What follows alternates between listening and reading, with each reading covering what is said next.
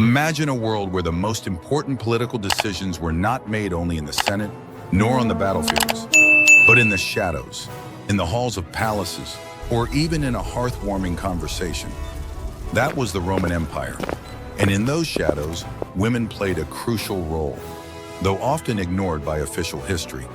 Today we are going to unearth those stories, explore how these female figures left their mark on one of the most iconic civilizations in history, and reveal the secrets hidden behind the closed doors of Rome. Let's start with one of the most fascinating and powerful women in Roman history, Livia Drusilla.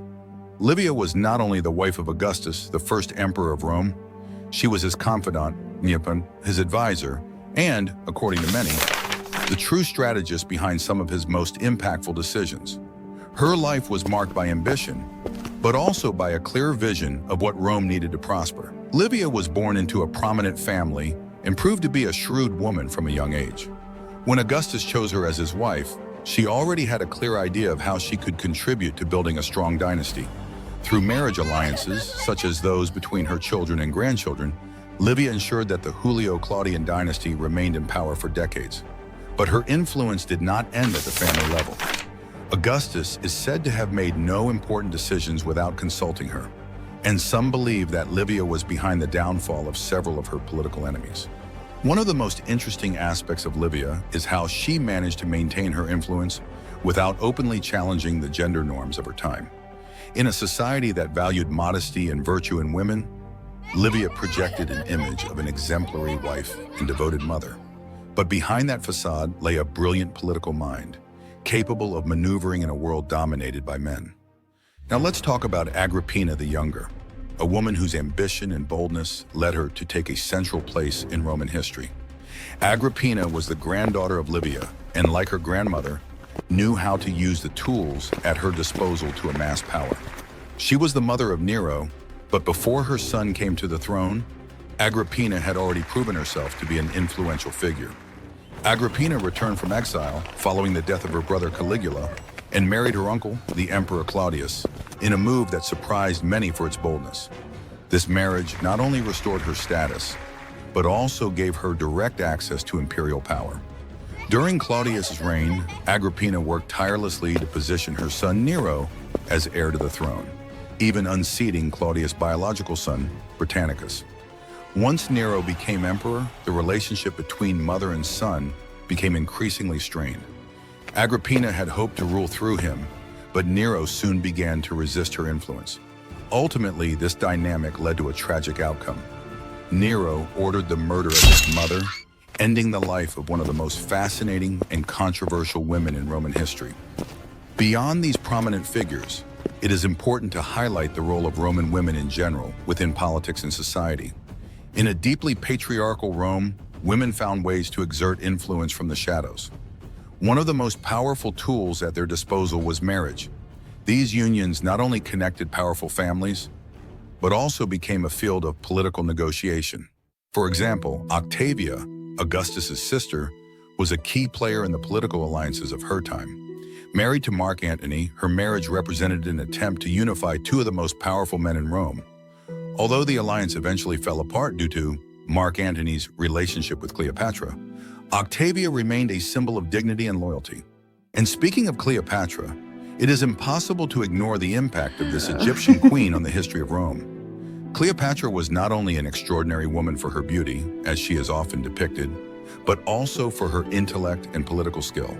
She spoke several languages, was well-versed in philosophy, mathematics, and military strategy, and knew how to use her charisma to consolidate alliances.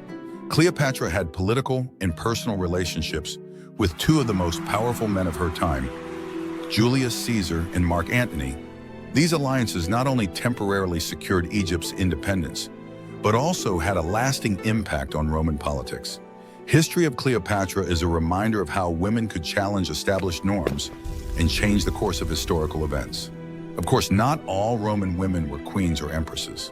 Many influenced their world in less visible, but no less important ways. They advised their husbands on political matters, managed estates, and acted as mediators in local conflicts. They sometimes also played key religious roles, such as priestesses of important cults. giving them a position of respect and authority. Among these lesser-known figures is Cornelia, the mother of the Gracchi brothers.